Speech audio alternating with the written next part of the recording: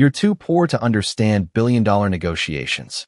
The words landed softly between the crystal glasses and candlelight, but the silence that followed felt heavy enough to stop the entire restaurant from breathing. Claire Bennett stood perfectly still beside the table, one hand resting lightly against the leather wine folder pressed to her chest. Around her, Manhattan's elite continued laughing over aged bourbon and seven-figure deals, unaware that something had just shifted in the room. Ethan Calloway barely looked at her after saying it. Men like him rarely looked twice at waitresses. At 38, Ethan had built one of the most feared investment firms on the East Coast, the kind that bought struggling companies on Monday and dismantled them by Friday.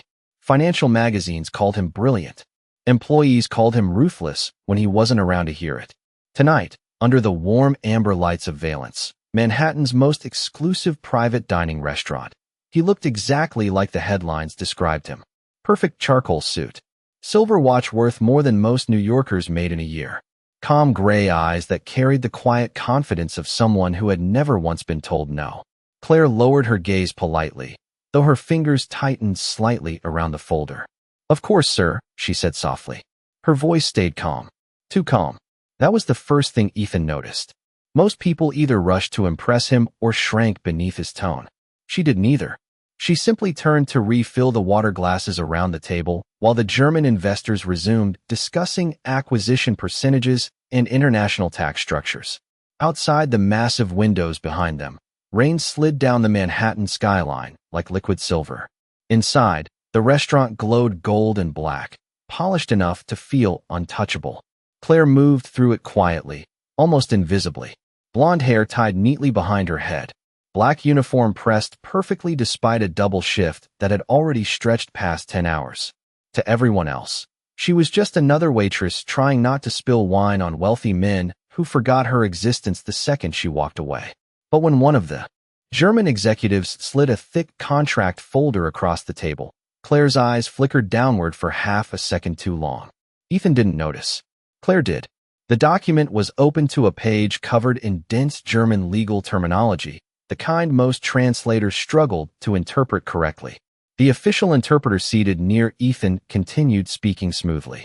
The revised clause confirms equal partnership authority between both companies moving forward. One of the investors smiled. Another raised his glass. Ethan leaned back slightly, satisfied. Then Claire quietly stopped pouring water.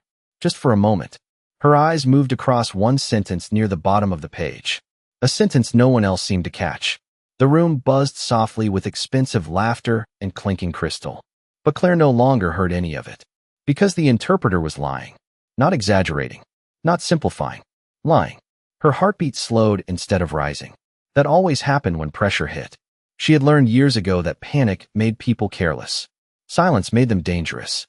Ethan reached for the contract without hesitation.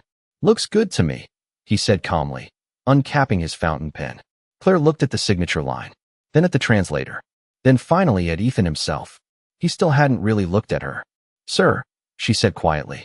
Ethan sighed instantly, irritated at the interruption. "What?" Claire swallowed once. Not nervously. Carefully. "That clause doesn't mean equal partnership." For the first time all night, Ethan looked directly at her. The restaurant suddenly felt very quiet. Claire's blue eyes lifted toward him steadily. "It means full asset transfer." The color drained from the interpreter's face almost immediately. No one at the table moved. Not the investors. Not the servers standing near the kitchen entrance. Not even the pianist in the corner, whose fingers slowly stopped above the keys as the tension spread quietly through the restaurant like smoke. Ethan stared at Claire for 2 long seconds, his gray eyes narrowing slightly. Then he looked down at the contract again. "What did you say?" he asked softly. Claire did not repeat herself immediately. She knew that people like Ethan Calloway hated being corrected in public almost as much as they hated being wrong. The interpreter shifted uncomfortably beside him, adjusting his tie too quickly. Tiny beads of sweat had already appeared near his hairline despite the cold air conditioning flowing through the private dining room. Claire noticed everything. She always had. "The clause on page 14, she said carefully. Section B. It does not establish shared operational authority." Her voice remained steady, professional, calm enough to make everyone else even more nervous. Ethan slowly lowered the pen onto the white tablecloth. Around him, The German executives exchanged confused glances. One of them leaned toward the interpreter and muttered something sharply in German. The interpreter responded too quickly, too defensively. Claire recognized panic the same way musicians recognized rhythm. "Translate it yourself, then." The interpreter snapped suddenly, forcing out a thin laugh that fooled no one. "If you are so confident." Claire hesitated, not because she doubted herself, because she understood exactly what would happen the second she spoke. Ethan leaned back in his chair, studying her now with genuine attention for the first time all evening. His expression had changed. The arrogance was still there, but curiosity had quietly replaced boredom. "Can you?" he asked. Claire glanced at the contract again. Rain continued sliding down the massive windows behind Ethan, turning the Manhattan skyline into blurred gold and silver. Somewhere near the bar, ice clinked softly against crystal. The entire restaurant seemed to hold its breath. Then Claire spoke fluent German. Smooth, precise, effortless. Every word landed cleanly inside the silence. One sentence, then another. The older German executive across the table suddenly sat upright, so fast his chair scraped sharply against the marble floor. Ethan's eyes snapped toward him. "What did she say?" he demanded. The executive looked stunned. "That clause transfers majority ownership of your Berlin division after 12 months, he said slowly. "If signed, your company loses controlling interest." Silence. Heavy this time. Ethan turned slowly toward the interpreter. "Is that true?" The man opened his mouth, closed it, then reached for his water glass with visibly trembling fingers. That was all the answer Ethan needed. The atmosphere in the room changed instantly. Not loudly, quietly, which somehow felt worse. One of Ethan's attorneys grabbed the contract and flipped rapidly through the pages while another began whispering into his phone near the wall. The German investors no longer smiled. Across the table, Ethan remained completely still, but the color had drained from his face exactly the way Claire predicted it would. A $700 million division. Almost handed away because no one in the room thought the waitress mattered enough to notice. Ethan finally looked back at Claire. Really looked at her. "Where did you learn legal German?" he asked. Claire lowered her eyes slightly. "College." "What college?" "Columbia." The answer landed harder than expected. Ethan blinked once. The older attorney stopped turning pages. Even the German executives seemed surprised. Claire could feel every eye in the room settle onto her now, no longer seeing a waitress carrying water glasses. People only ignored intelligence when it arrived wearing the wrong uniform. Ethan folded his hands slowly in front of him. "You studied international law?" "International finance," Claire corrected quietly, with a language concentration. One of the German investors let out a soft whistle beneath his breath. Ethan's jaw tightened almost invisibly. Something about the situation clearly bothered him beyond the failed contract itself. Claire understood why. Men like Ethan built their lives around control. And tonight, control had slipped through his fingers because he underestimated someone he considered invisible. The attorney near the wall returned quickly. "Sir, she is correct," he said under his breath. "Completely correct." Ethan said nothing. He simply stared at the contract for a long moment while the rain tapped softly against the windows behind him. Finally, he looked up at Claire again. "You just saved my company from a catastrophic mistake." Claire gave a small polite nod. "I was only trying to help." Ethan almost laughed at that. Almost. Because the sentence sounded absurd considering what had nearly happened. Blonde waitress crossing the dining floor beneath the soft gold lighting of valence. She moved gracefully between crowded tables, balancing heavy trays with practiced ease. But now that he had truly seen her, Ethan noticed things he missed before. The precision in her posture, the way she listened more than she spoke, the calm efficiency in every movement. Nothing about her felt careless. She belonged in boardrooms far more than half the executives sitting around him tonight. "Sir?" one of his attorneys asked carefully. Ethan blinked once, returning to the present. "What?" "The revised agreement." Ethan looked down at the papers scattered before him. Numbers, clauses, ownership percentages. Normally, this was where he thrived. Precision was his language. Control was his oxygen. But tonight, something else kept interrupting his thoughts. Life does not always care what you are good at. The sentence echoed quietly in his mind. Simple words, yet somehow heavier than the expensive crystal glasses surrounding him. Ethan signed the corrected documents nearly 20 minutes later. The atmosphere remained polite, But the energy had changed completely. Everyone at the table understood how close the disaster had been. More importantly, they understood who prevented it. As the investors finally rose to leave, the oldest German executive paused beside Ethan's chair. "You should listen to people like her more carefully," the man said in accented English. "Quiet people usually notice everything." Ethan gave a faint nod, but said nothing.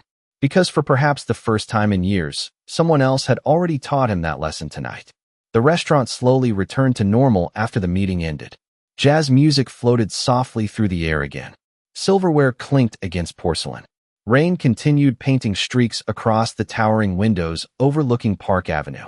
Yet Ethan remained seated alone at the private table long after everyone else had left. His untouched bourbon sat melting beside his watch, the ice slowly disappearing into amber liquid. Near the kitchen entrance, Claire was speaking softly with another waitress while entering orders into a small tablet.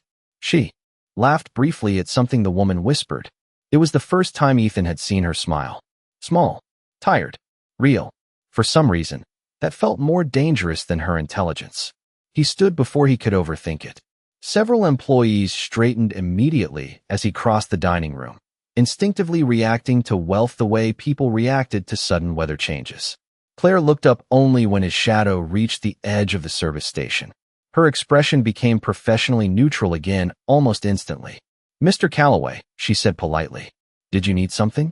Ethan noticed she still spoke to him calmly, even after everything. No nervousness, no attempt to flatter him, just quiet professionalism. It irritated him slightly, which usually meant he respected someone more than he wanted to admit. "How long have you worked here?" he asked. Claire glanced briefly toward the dining room before answering. "Almost 2 years. And before that?" A flicker crossed her eyes again. "Gone quickly. Different places." Ethan slipped one hand into his pocket. "You are avoiding the question. Maybe because it is personal." Her tone remained soft, but there was steel beneath it now. Ethan almost smiled. Most people feared tension around him. Claire simply stood inside it without moving. "Fair enough," he said quietly. For a moment, neither of them spoke. The city lights reflected across the polished black marble floor between them. Somewhere behind the bar, glasses clinked softly while rain tapped against the windows like distant fingers. Ethan looked at her more carefully now. There were faint shadows beneath her blue eyes. Exhaustion hidden beneath composure. The kind people carried when life forced them to survive longer than they were prepared to. "You could be making 7 figures consulting for firms downtown," he said finally. "Instead, you are carrying plates until midnight." Claire lowered her gaze toward the tablet in her hands. Not everyone gets to choose the version of life they keep. Ethan studied her face quietly after that. He had spent years surrounded by people obsessed with appearing important. But Claire Bennett had done something far rarer. Tonight, she made power feel small. A manager suddenly appeared beside them, nervous smile already forming. "Mr. Calloway, I sincerely apologize again for tonight. We had no idea our interpreter was compromised. If there is anything we can offer you, the restaurant would be honored." Ethan's eyes never left Claire. "Actually," he said calmly, "there is." Claire looked up slowly, and for the first time all evening, something in Ethan's expression made her uneasy. Claire's fingers tightened slightly around the tablet in her hands. The manager looked between them nervously, clearly uncertain whether he should stay or disappear. Ethan finally shifted his attention toward him. "I want her information removed from the standard employee files." The manager blinked in confusion.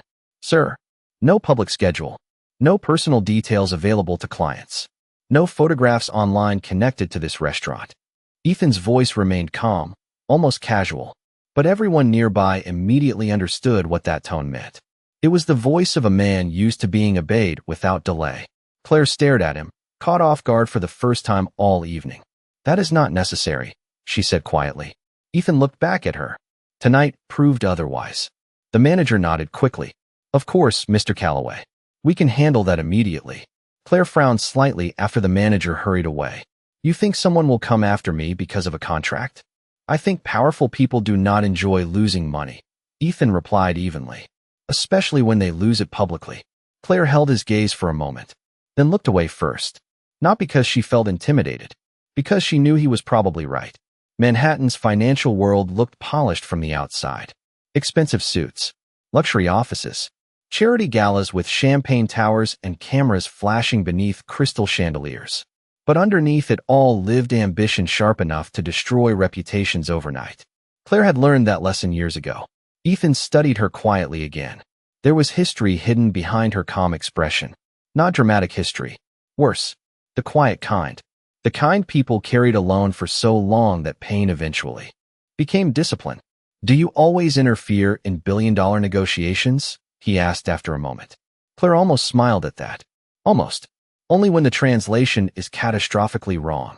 Ethan let out the faintest breath of amusement. It surprised both of them. Around them, the restaurant continued winding down toward closing hour. Candles burned lower. Staff polished silverware beneath dim golden lighting. Outside, rain covered Manhattan in reflections that made the entire city look softer than it really was. Ethan glanced toward the empty private table where the contract still rested beneath scattered water glasses. "You embarrassed me tonight." Claire lifted one eyebrow slightly. "No, Mr. Calloway. Your translator embarrassed you. I simply noticed." Ethan stared at her for a second before another unexpected laugh escaped him quietly. Short. Genuine. He could not remember the last time someone spoke to him that directly, without wanting something in return. "You know," he said slowly, "most people in this city spend years trying to impress me." Claire finally slid the tablet beneath her arm and met his eyes fully. "That sounds exhausting." Silence again, but not uncomfortable this time. Different. Softer somehow. Ethan found himself studying the small details now. The way loose strands of blonde hair had escaped near her collar after a long shift. The faint tiredness hidden beneath her composure. The tiny scar near her wrist that suggested years of work instead of privilege. Nothing about Claire Bennett matched the polished women who normally filled rooms around him. Yet somehow she carried herself with more dignity than all of them combined. A young busboy hurried past carrying stacked plates too quickly. One slipped dangerously sideways. Claire reacted instantly, steadying the entire stack before it crashed to the floor. "Easy," she said gently to the embarrassed teenager. "You are fine." The boy nodded gratefully before disappearing toward the kitchen. Ethan noticed how naturally people relaxed around her. Staff members smiled when she passed. Even stressed employees seemed calmer near her presence. Respect without fear. He was not used to seeing that. Fear was easier to build than trust. "You are good with people," he said quietly. Claire looked genuinely confused by the observation. "I am a waitress." "No," Ethan said. "You pay attention. There is a difference." Something unreadable crossed her face then, like she was not accustomed to compliments that actually understood her. Before she could answer, her phone vibrated softly inside her apron pocket. Claire glanced down at the screen, and her expression changed immediately. Not dramatically. Just enough for Ethan to notice concern tightening behind her eyes. She turned slightly away before answering. "Hi, Mom." Her voice softened instantly. Ethan looked toward the windows, giving her privacy without moving away completely. He caught only fragments. "Insurance. Medication. Tomorrow morning. Do not worry about it." Claire closed her eyes briefly during the call, exhaustion flashing across her face before disappearing again beneath control. When she finally hung up, the quiet strength returned almost immediately. But Ethan had already seen enough. "Hospital bills?" he asked carefully. Claire looked at him sharply, almost defensive now. "That is none of your business." Ethan nodded once. Fair. Yet something heavy settled quietly inside him anyway. Suddenly the double shifts made sense. The exhaustion, the vanished career, the careful emotional distance she carried like armor beneath her uniform. Claire checked the clock near the kitchen. Nearly midnight. "I should finish closing." Ethan reached into his jacket pocket slowly and removed a business card. Matte black. Minimalist silver lettering. Calloway Capital. He placed it gently on the counter between them. Claire looked down at it without touching it. "I am not accepting money from you." "Good," Ethan said calmly. "Because I am not offering money." Claire frowned slightly. Ethan's gray eyes held hers steadily beneath the warm restaurant lights. "I am offering you a conversation." Claire looked at the card again, then back at him. "About what?" Ethan slipped one hand into his coat pocket as thunder rolled faintly somewhere above the city skyline. "About why someone with your mind is carrying trays instead of running companies." Claire stared at the black business card resting on the polished counter between them. Most people in Manhattan would have grabbed it instantly. Ethan Calloway's name alone opened doors that stayed locked for everyone else. Internships, investment firms, luxury penthouses overlooking Central Park. Entire careers had been built around getting 5 minutes of his attention. Claire did not even touch the card. "You assume I want to run companies," she said quietly. Ethan watched her carefully. "No. I assume you were meant for more than surviving double shifts while correcting international contracts between refilling water glasses." Claire exhaled slowly through her nose. "Not angry, just tired. You do not know anything about my life." "Then tell me." The answer came too fast, too directly. It caught even Ethan slightly off guard. Claire noticed it immediately. Powerful men usually controlled conversations the way conductors controlled orchestras. But tonight Ethan seemed to be reacting instead of calculating. That interested her more than she wanted to admit. Near the kitchen, employees began stacking chairs onto empty tables while soft jazz drifted through the nearly empty restaurant. Midnight rain still painted silver patterns across the giant windows overlooking Park Avenue. Manhattan looked beautiful at night from inside places like this. Warm, elegant, untouchable. Claire knew better. Cities only looked gentle from a distance. "I should finish closing," she repeated softly. Ethan nodded once, but he did not leave. Instead, he loosened his tie slightly for the first time all evening, exhaustion finally visible beneath the polished surface. Claire noticed that too. Men like Ethan spent their lives pretending they never got tired. "Do you ever stop working?" she asked before she could stop herself. Ethan blinked faintly, surprised by the question. Then his mouth curved into something dangerously close to a real smile. "That sounds judgmental." "It sounds observant." The smile stayed this time, small but genuine. Claire immediately regretted noticing how different he looked when he stopped acting like a CEO for 2 seconds. Less sharp, less cold, more human. That probably annoyed him too. Ethan glanced toward the rain outside. "I built my company from a one-room office in Queens," he said quietly. 30 years old. No investors. No family connections. Just 80-hour weeks and caffeine. Claire folded her arms lightly. "And now?" Ethan looked around the empty luxury restaurant. "Now I spend half my life sitting in rooms full of people pretending not to lie to me." Claire almost laughed at that. "Almost. Sounds lonely." Ethan's eyes returned to hers slowly. "It is." The honesty in his voice settled unexpectedly between them. Not rehearsed. Not manipulative. Just true. Claire looked away first, focusing on wiping down the marble counter even though it was already spotless. She understood loneliness better than most people. Some versions of it simply wore more expensive suits. Ethan watched her quietly for another moment before speaking again. "Your mother is sick." It was not a question this time. Claire's hand paused briefly against the cloth. "Chronic heart condition," she admitted after a second. "Insurance covers some of it." Ethan nodded slowly, piecing things together in silence. Columbia. International finance. Fluent German. Working midnight shifts in Manhattan. Hospital bills. Suddenly, the missing years started forming a shape. "You left school?" he asked carefully. Claire kept her eyes lowered. "Senior year." "Why?" Her fingers tightened faintly around the cloth again. "Because life does not pause when tuition is due." Ethan felt something uncomfortable settle in his chest. Respect mixed with guilt. The kind that arrived quietly after realizing how casually he had dismissed someone extraordinary an hour earlier. Claire finally looked up again, calm returning to her expression like armor sliding back into place. "You should go home, Mr. Calloway." "Ethan, you are still technically a customer. And you technically saved me from signing away a major division." Claire gave a faint shrug. "Then consider us even." Ethan studied her face carefully after that. He realized something then. Claire Bennett genuinely expected nothing from him. No favor, no reward, no attempt to leverage the situation into opportunity. In his world, that was almost unheard of. Money had taught Ethan an ugly truth years ago. Most people approached powerful men already calculating. Claire simply spoke the truth whether it benefited her or not, which made her more dangerous than any executive in his company. A sudden gust of wind rattled the windows softly.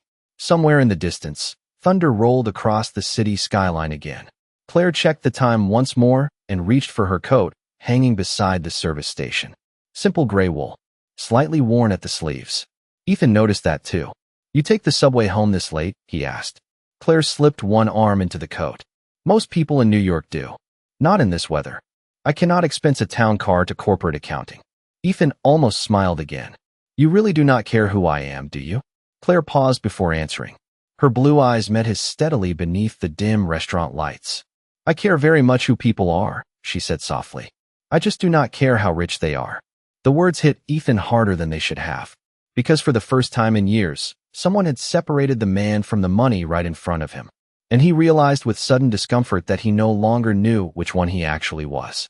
Claire reached for her bag beside the counter and finally picked up the black business card between two fingers. Ethan watched closely, though he tried not to show it. She slid the card into her coat pocket without looking at it. This is not a promise, she said quietly. Ethan nodded once. I know. Claire moved toward the employee exit near the back hallway, but stopped after only a few steps. For what it is worth, she said without turning around. You looked less impressive before you started listening. Then she disappeared down the hallway, leaving Ethan Calloway standing alone beneath the golden lights of the empty restaurant while the rain continued falling silently over Manhattan. The rain had not stopped by the time Claire stepped out onto the empty Manhattan sidewalk. Cold wind curled between the skyscrapers, carrying the distant sound of taxi horns and late-night traffic through the city. She pulled her gray coat tighter around herself and started walking toward the subway entrance 3 blocks away. Behind her, the glowing windows of Valence reflected against the wet pavement like blurred gold. Claire kept her eyes forward. She told herself not to think about Ethan Calloway. That should have been easy. Men like him belonged to another world entirely. A world built from private elevators, security teams, and meetings where people discussed millions of dollars over imported whiskey. Claire had spent years learning how to survive quietly outside that world. Yet somehow his voice still lingered in her thoughts as she descended the subway stairs. You looked less impressive before you started listening. The words had slipped out before she could stop them. She normally avoided saying things like that to customers, especially billionaires. But Ethan had unsettled her tonight in ways she did not fully understand. Not because he was powerful. She had met powerful men before. Some polite, some cruel, most predictable. Ethan was different. He looked at people like he expected them to disappoint him eventually, as if success had taught him caution instead of peace. The downtown train screeched into the station with a rush of cold air. Claire stepped inside nearly empty subway car and sat near the window beneath flickering fluorescent lights. Across from her, a nurse in blue scrubs slept against her bag while an exhausted construction worker stared blankly at his phone. Ordinary people returning home after long shifts. Claire always found comfort in that quiet exhaustion. Survival looked less lonely when everyone around you carried it too. She reached into her coat pocket absent-mindedly and felt the smooth edge of Ethan's business card between her fingers. Matte black. Heavy stock. Expensive enough to feel almost ridiculous. Claire stared at it for several seconds before sliding it back into her pocket again. She was not calling him. Absolutely not. Men like Ethan offered opportunities the same way storms offered lightning. Beautiful from far away. Dangerous up close. 40 minutes later, Claire climbed the cracked stairs outside her apartment building in Queens. The hallway smelled faintly of old radiator heat and laundry detergent. Nothing glamorous. Nothing polished. But it was home. She unlocked apartment 4C quietly and stepped inside. Soft lamplight glowed from the tiny living room. Her mother sat curled beneath a blanket on the couch, half asleep with a book resting against her chest. Claire's expression softened instantly. You stayed up again, she whispered. Her mother smiled tiredly. Mothers do that. Claire crossed the room and kissed the top of her silver blonde hair gently before setting down her bag.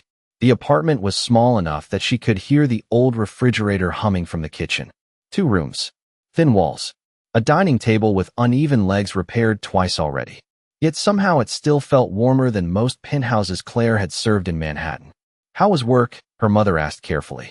Claire loosened her scarf slowly. Complicated. That sounds expensive. Claire laughed softly under her breath. Very. Her mother studied her for a moment with the quiet intuition only parents seem to possess. You met someone. Claire immediately shook her head. No, Claire. She sighed and leaned against the kitchen counter. I corrected a legal translation during a business dinner. Her mother blinked once. While waitressing. Apparently. And Claire opened the refrigerator absent-mindedly, even though she was not hungry. The chief executive officer looked at me like I had just rewritten physics. Her mother smiled faintly into her tea. Maybe because people rarely expect intelligence from tired women carrying trays. Claire looked down at the carton of milk in her hands before quietly closing the refrigerator again. He offered me a meeting. And I said nothing. Her mother's eyes softened gently. You are afraid. Claire leaned against the counter beside the sink. Rain tapped quietly against the apartment window now, softer than before. I am careful. That is not the same thing. Silence settled between them for a moment. Familiar. Comfortable. Claire looked toward the stack of medical bills sitting near the lamp on the coffee table. She had memorized every number. Already.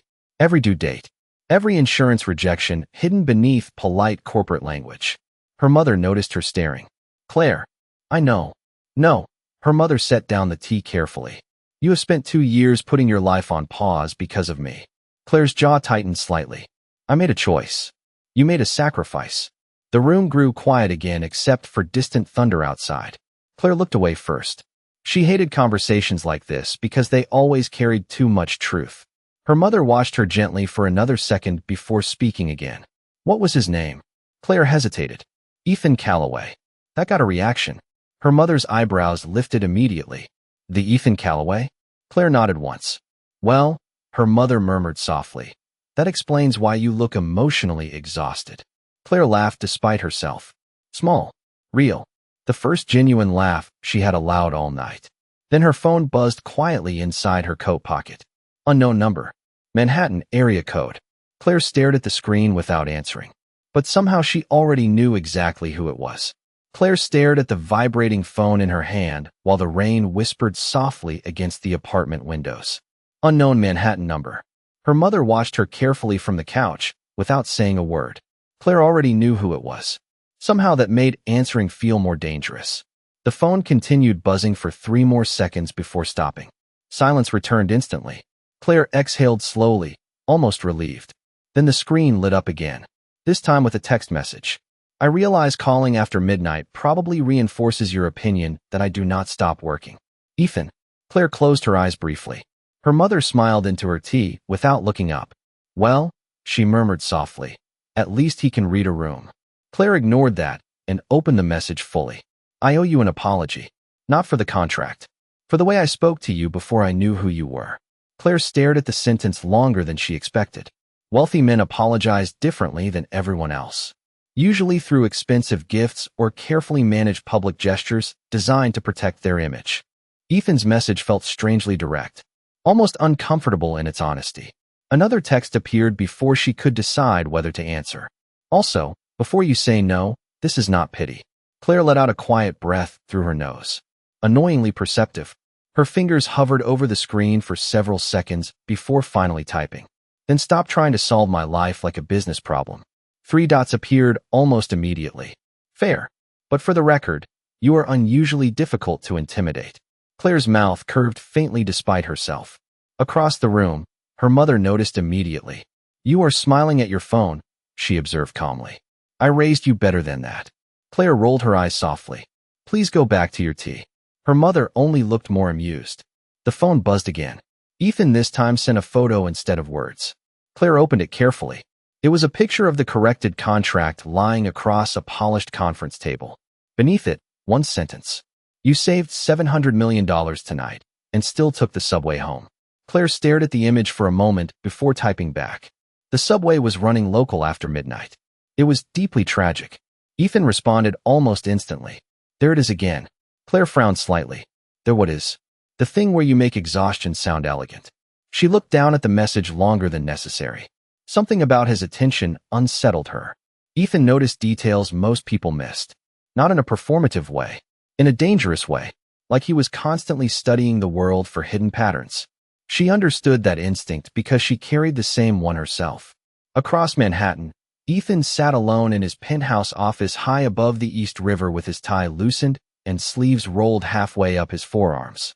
The city stretched endlessly beyond the floor-to-ceiling windows behind him, glowing silver beneath the storm clouds.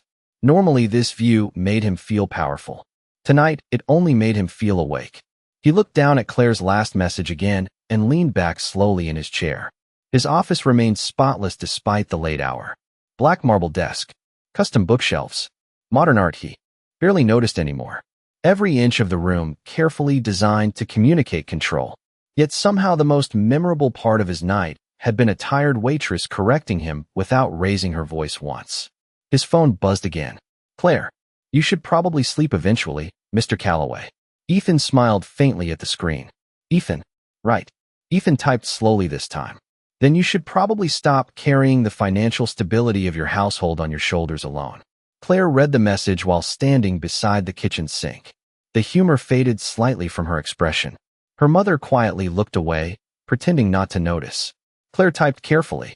"You do realize most people would find you extremely intrusive by now." Ethan stared at her response before replying. "Most people would have accepted money from me 3 hours ago." Claire immediately answered. "Most people are easier to buy." Ethan's expression softened unexpectedly at that. The rain continued sliding across the windows behind him, while Manhattan glittered beneath the storm like something unreal. He had spent years surrounded by polished people who measured human value through networking potential and social status. Claire Bennett talked to him like none of that mattered. It felt unsettling, refreshing, dangerous. His phone buzzed again before he could respond. "Claire, this time, why did you really text me?" Ethan looked down at the question for a long moment. Because the truthful answer felt strangely vulnerable. Finally, he typed anyway. "Because you walked into a room full of powerful people tonight and somehow made everyone else feel small without trying to." Claire read the message silently. Her mother studied her face carefully from across the room. "That one mattered," she said softly. Claire swallowed once before locking the screen. "He is just grateful." Her mother smiled knowingly. "No, sweetheart. Grateful men send flowers. Curious men stay awake after midnight asking questions." Claire looked down at the black business card still resting on the kitchen counter beside unpaid medical bills and prescription receipts. Two different worlds sitting inches apart beneath weak apartment lighting. Outside, thunder rolled softly across Queens while Ethan waited alone in a penthouse office 30 stories above Manhattan for a reply he could not explain caring about this much. Finally, Claire picked up the phone again and typed one sentence. "If we meet again, it will not be because I need something from you." Ethan read the message slowly, then smiled for real this time. Small, quiet, almost unfamiliar. "Good," he replied. "Because that is exactly why I want to see you again." Claire did not answer Ethan again that night. She placed the phone face down beside the kitchen sink and stood quietly for a moment while the city hummed beyond the apartment windows. Her mother had already fallen asleep on the couch beneath the old knitted blanket, soft television light flickering silently across the room. Claire walked over carefully and adjusted the blanket higher around her shoulders before turning off the lamp beside the medical bills. The apartment fell into darkness except for the pale blue glow of Manhattan filtering through rain-covered glass. Sleep should have come easily after a 14-hour shift. Instead, Claire lay awake staring at the ceiling while Ethan's messages replayed quietly in her mind. Most people are easier to buy. The dangerous thing was not that Ethan was wealthy. It was that he seemed strangely relieved she could not be bought at all. By 7:30 the next morning, Manhattan had transformed completely. The storm had passed overnight, leaving the city washed clean beneath pale autumn sunlight. Steam rose from subway grates while taxis flooded the streets in bright yellow streaks beneath towering glass buildings. Claire stood behind the espresso counter at Valence, tying her apron when her manager appeared beside her looking unusually nervous. "Claire," he said carefully, "there is someone here asking for you." She frowned immediately. "If it is another finance executive, tell them I already have enough trauma for 1 week." The manager did not laugh. "It is Mr. Calloway." Claire looked up sharply. It is 8 in the morning. Apparently billionaires experience time differently. Before Claire could answer, Ethan himself stepped into view near the front entrance of the restaurant. No suit jacket this time. Just a dark navy overcoat over a charcoal sweater, coffee in one hand, sunlight catching faint silver near his temples. Somehow he looked less intimidating outside a boardroom. Unfortunately, that only made him more noticeable. Several employees immediately pretended not to stare. Ethan's eyes found Claire almost instantly across the restaurant. "You came to my workplace before breakfast?" she asked as he approached. "That feels mildly unhinged." Ethan handed her a second coffee cup calmly. "You did not answer your phone." Claire looked down suspiciously at the cup. Should I be concerned this contains manipulation? Just caffeine.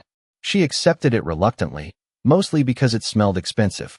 Ethan noticed the exhaustion still lingering faintly beneath her eyes despite her calm expression. Did you sleep at all? He asked. Claire took a sip of coffee first, then narrowed her eyes slightly. This is annoyingly good. Ethan almost smiled. That is not an answer. You are unusually persistent for someone who negotiates billion-dollar deals. And you are unusually difficult for someone who saves corporations before midnight shifts. Claire shook her head softly and moved behind the counter to organize silverware before the lunch rush began. Ethan watched her for a second before speaking again. Walk with me. She nearly dropped a spoon. Absolutely not. 5 minutes. You are a stranger. I know your mother has a heart condition and you commute from Queens after double shifts. Claire paused.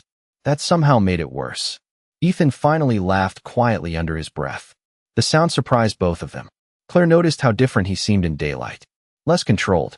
Like the edges of him softened when he was not surrounded by executives trying to impress him. That realization felt dangerous enough that she immediately disliked it. I have work, she said firmly. Ethan glanced around the nearly empty restaurant. You open in 40 minutes. Claire stared at him. Did you research the restaurant schedule? Possibly. That is deeply concerning behavior. Claire. The way he said. Her name stopped her unexpectedly. Calm. Direct. No performance behind it. Just sincerity. Ethan stepped slightly closer to the counter, lowering his voice enough that only she could hear him now. I spend my life surrounded by people pretending to be impressive. Last night you walked into a room with nothing except honesty and made every powerful person there nervous. Claire looked away first this time, focusing on aligning forks that were already perfectly straight. You are romanticizing the situation. No, Ethan's gray eyes stayed fixed on her quietly. I think you have spent so long surviving that you forgot what you actually look like to other people. Silence stretched between them. Soft jazz drifted quietly through the restaurant speakers while morning sunlight spilled across polished marble floors. Claire hated that part of her wanted to ask what he meant. Instead, she reached for another stack of napkins.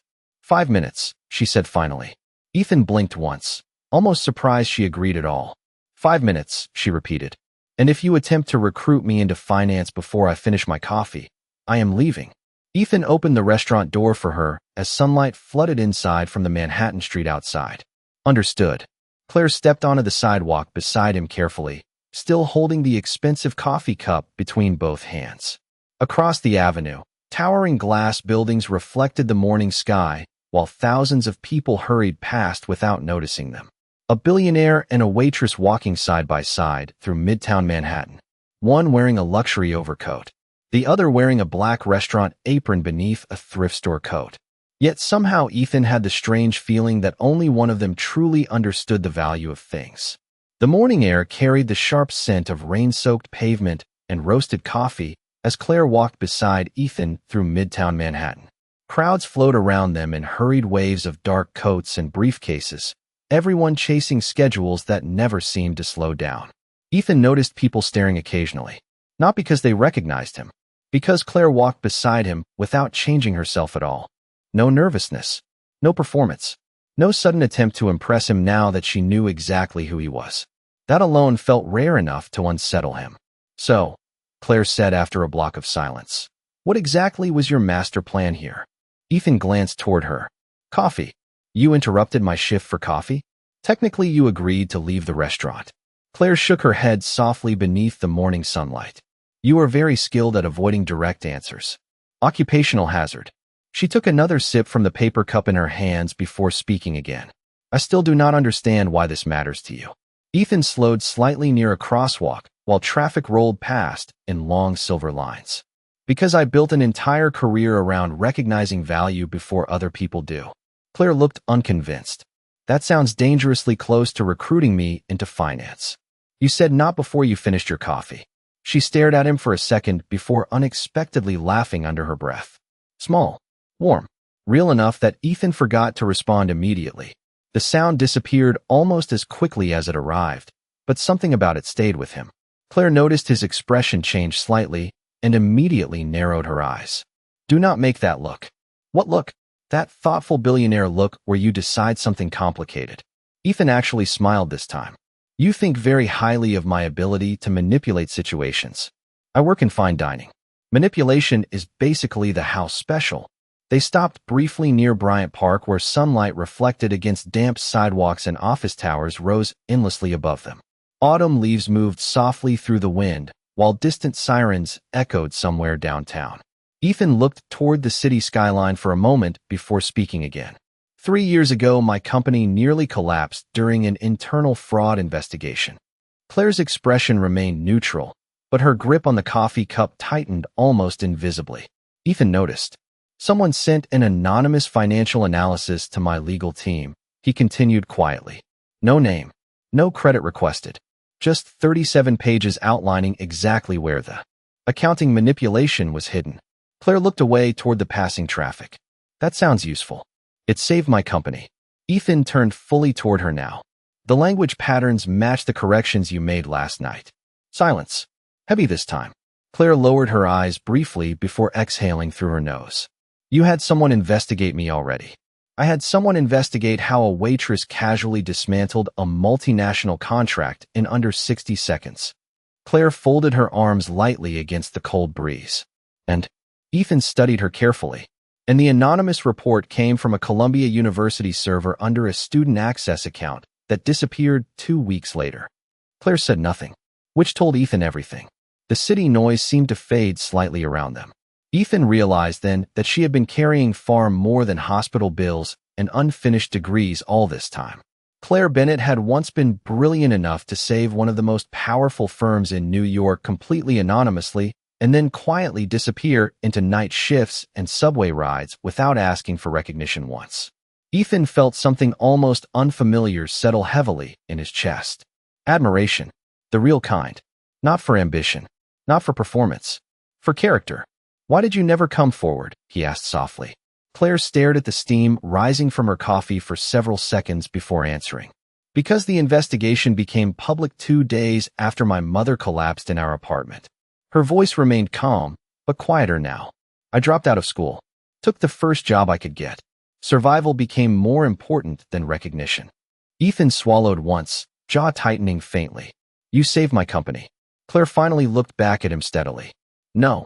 I sent information to people who had the power to save it. There is a difference. Ethan stared at her in silence after that. Because somehow, even now, she still refused to take credit for what she had done. Most executives he knew would have framed the report on their office walls. Claire acted like integrity was simply normal. Like goodness did not deserve applause. The wind lifted loose strands of blonde hair across her face, and she brushed them back absently while checking the time on her phone. My 5 minutes are almost over. Ethan nodded slowly, though disappointment flickered briefly behind his eyes before he could hide it. Claire noticed anyway. You are not very good at pretending not to care, she observed softly. Ethan looked down at her with a faint, tired smile. That is because I am starting to. The honesty in his voice caught both of them off guard. Claire looked away first, heartbeat suddenly less steady than before. Ethan reached into the inside pocket of his overcoat and pulled out a slim cream-colored envelope. What is that? She asked carefully. Not money. He handed it to her slowly. Claire opened it cautiously and froze almost immediately. Inside was a formal reinstatement letter from Columbia University along with confirmation that her remaining tuition balance had been anonymously cleared through a private academic grant. Claire looked up sharply. Ethan, it is not from me, he said quietly. I made one phone call. The university made the decision after reviewing your academic record. Claire stared down at the letter again while morning sunlight moved softly across the Manhattan streets around them. For the first time since Ethan met her, she looked genuinely speechless.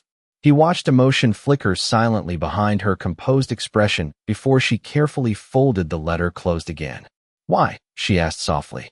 Ethan's gray eyes held hers steadily beneath the pale autumn sky. Because the world almost convinced someone extraordinary that surviving was the same thing as living. Claire looked at him for a long moment after that while the city moved endlessly around them. Then, very quietly, she smiled. Not because of the money, not because of Columbia, but because for the first time in years, someone had looked at her circumstances without mistaking them for her worth. And somehow, that changed everything.